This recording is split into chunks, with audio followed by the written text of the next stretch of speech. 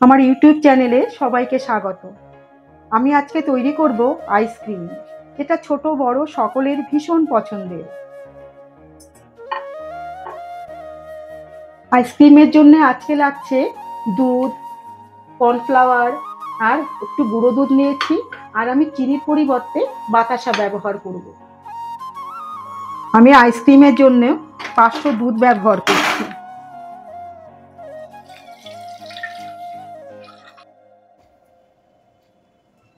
আমি দুধটা ভালো করে জাল দিয়ে নিচ্ছি। আমি এখানে 500 দুধ ব্যবহার করেছি, আপনারা চাইলে বেশিও ব্যবহার করতে পারেন। আমি কিছুটা দুধ বাটিতে তুলে রাখছি। কেন তুলে রাখলাম পরে দেখাবো। আমি দুধের মধ্যে অল্প পরিমাণে বাতাসা দিচ্ছি। আমি বেশি মিষ্টি পছন্দ করি না, তাই অল্প পরিমাণেই দিচ্ছি। বাতাসা দিয়ে আর একটু আমি দুধটা ফুটিয়ে নেব।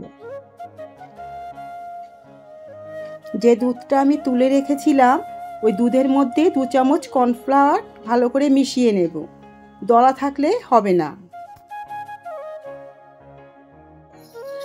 দুধটা এইভাবে ভালো করে মিশিয়ে নিতে হবে, একটুও দলা পাকানো থাকলে হবে না। এই দুধের মধ্যে আমি আরো 2 চামচ গুঁড়ো দুধ দেব। এটা দিয়েও খুব ভালো করে মিশিয়ে নিতে হবে। কর্নফ্লাওয়ার আর গুঁড়ো দুধটা আমি খুব ভালো করে মিশিয়ে নিয়েছি। এবার পুরো দুধের সঙ্গে আমি এটা মিশিয়ে দেব। আমি পুরো দুধের সঙ্গে এই দুধটা ভালো করে মিশিয়ে দিচ্ছি। আমি যখন এটা মেশাবো তখন ভালো করে চামচ দিয়ে নাড়তে থাকবো, না হলে এটা আবার দলা পাকিয়ে যেতে পারে।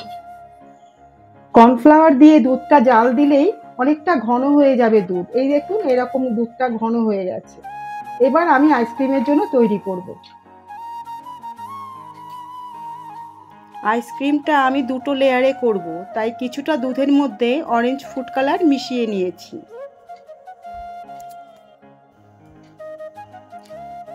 আইসক্রিম তৈরির জন্য আমি এই কাচের পাত্রগুলো ব্যবহার করছি।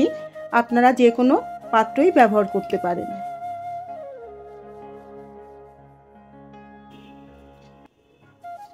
প্রথমে আমি ঘন দুধটা প্রত্যেক বাটিতে অল্প অল্প করে দেব।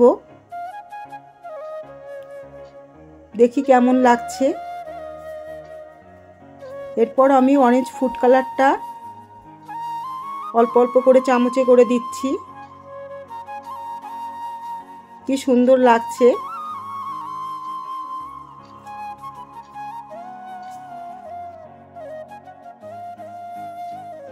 আমি এখানে বাতাসা ব্যবহার করেছি, তাই দুধটা অনেক ঘন হয়েছে।